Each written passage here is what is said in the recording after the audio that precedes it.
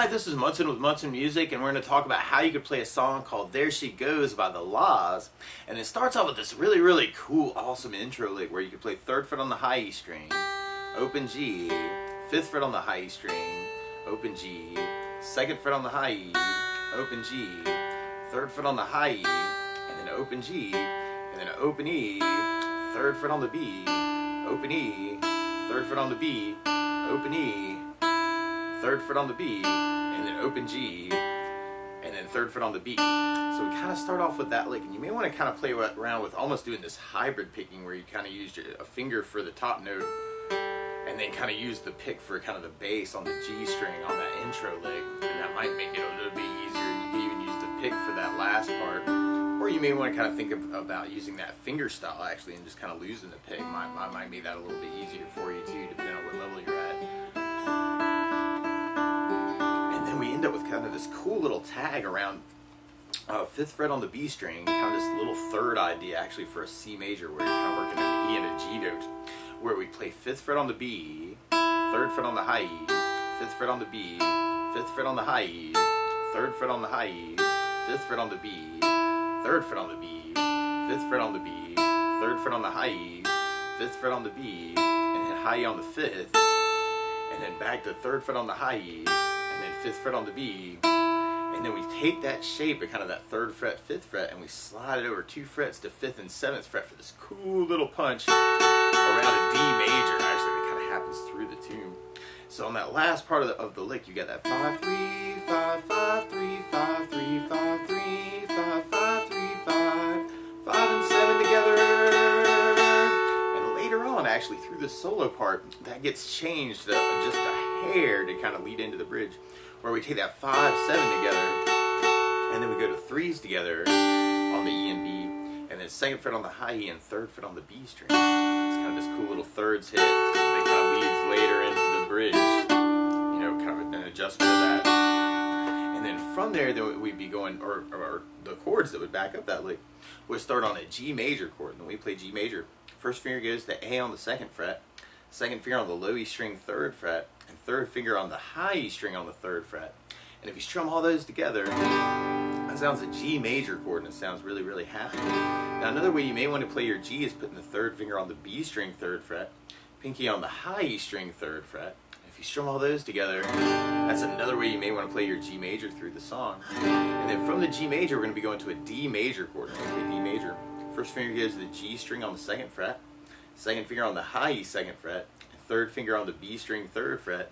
And if you strum the D string to the high E string, that sounds a D major chord, and it sounds really happy. Now you may also, while you're on D chords in general, want to lift off the 2nd finger and kind of make that a D sus2. Or you could take the pinky and kind of add it on the high E on the 3rd fret to kind of make that a D suspended chord. So it can always be a cool thing to say some things on a D chord. And then from the D, we'll be going to a C major chord. When we play C major, first finger goes on the B string 1st fret, 2nd finger on the D string 2nd fret, the 3rd finger on the A string on the 3rd fret. And if you strum the A string to the high E string, that sounds a C major chord, and it sounds really happy. Now a good substitute for that note can be something called C major 9, where you do the first finger on the D string 2nd fret, 2nd finger on the A string 3rd fret, 3rd finger on the B string 3rd fret, and the pinky on the high E string 3rd fret. And if you strum the A string to the high E string, that sounds a C major 9, and it sounds really happy. And a lot of our intro actually just kind of works around that chord progression, the G, D, C. But sometimes you'll hear this cool little push back to a D chord before you go back to the G. So there's a couple different ways you could work it actually through the tune. If you kind of dig on downs in general, actually it can be kind of a cool thing to just kind of work downs on those chord changes. You end up with kind of a G for 4, D for 4, C for 4, or C for 8, G, D, C. And we do that progression 3 times, and then we go to an A minor chord, and then we play A minor. First finger goes to the B string on the 1st fret, 2nd finger on the D string 2nd fret, and 3rd finger on the G string 2nd fret. And if you strum all those together, that sounds an A minor chord, and it sounds really sad. Now you may also want to use something called A7 sus, and this, especially if you're starting out, this might make the changes a little easier. Where you do first finger on the D string 2nd fret, 2nd finger on the G string 2nd fret, 3rd finger on the B string 3rd fret, and the pinky on the high E string 3rd fret. And if you you strum the A string to the high E string, that'll get you a clearer sound, and that might make that change a little bit easier. And then that way you can kind of hold on to the 3 and 4. The third finger wouldn't have to move through the song. And then at the very end, we kind of end up with this cool little push actually on a D chord, where you may want to think kind of a rest down, down, down, down, down, down, down. Kind of this big push at the end. And all the D chords in the tune at the very end, they kind of punctuate, kind of have this big build up. Or you may want to kind of do that with muting. It can be kind of a cool idea too. Now, a lot of times with a song like this, though, I like to add something called a strum pattern. And one of my favorite strum patterns for a 4/4 is down, down, up, up, down, up. So you take the G and just tried that a lot. You'd have down, down, up, up, down, up, down, down, up, up, down, up, down, down, up, down, up. Now, the weird part about applying that to our verse chords is if you want to get in that last D right after the C chord, you could do kind of the down, down, up. Or let's see, we have the G with the down, down, up, D with the down, down, up, and then C with the down, down, up, up. And if you wanted to, you can stay on the C. Or you could go back to D and kind of do a really quick down, up. So you have G, down, up, D, down, up, C, down, down, up, D, down, up, G, down, down, up, D, down, down, up, C, down, down, up, D, down, up, G, down, down, up, D, down, down, up, C, down. A minor, down, up, G, down, up, C, down, up, down, up, and then we'd have our D push at the very end, kind of with our downs.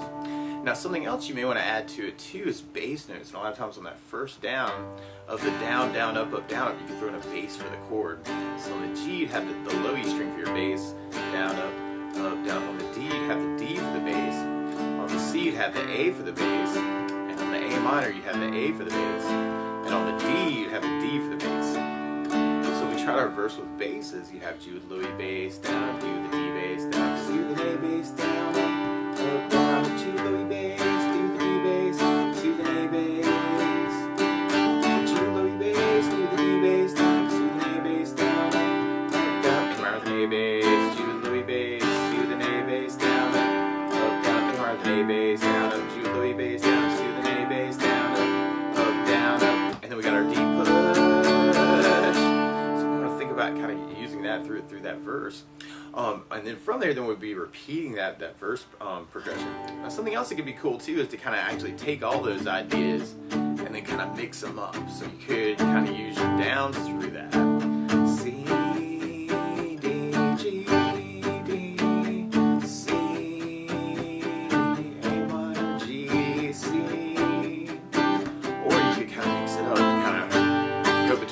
Down, up, down, up.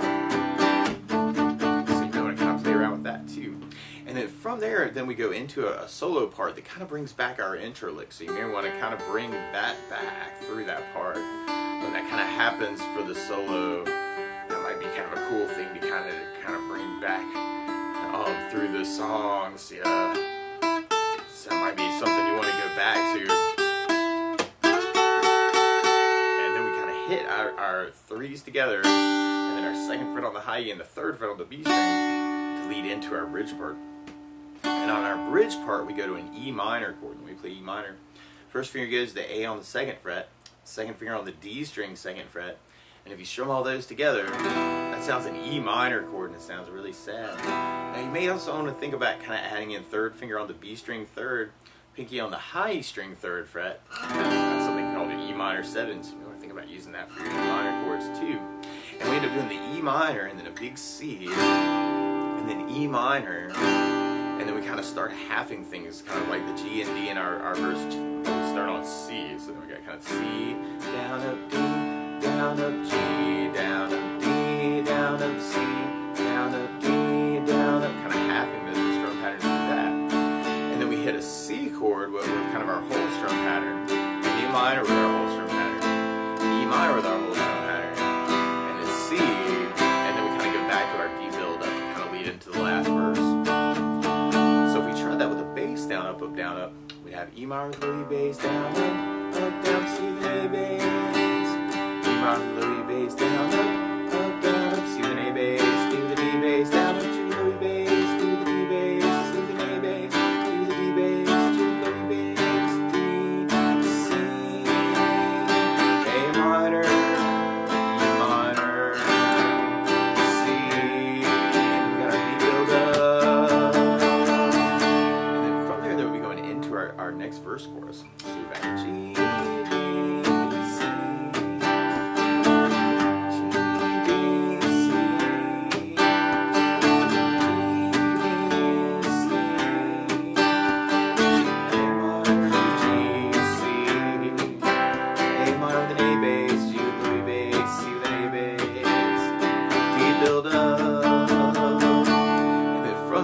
going into our outro part. So we've got the G, D, C. But what you may want to kind of do is kind of take all these ideas though and kind of see what you want to say with the tune too. So feel free to kind of mix this up in any way you want to. Then we got a big G. But that's the basics of how you can strum through There She Goes by the Laws. So good luck!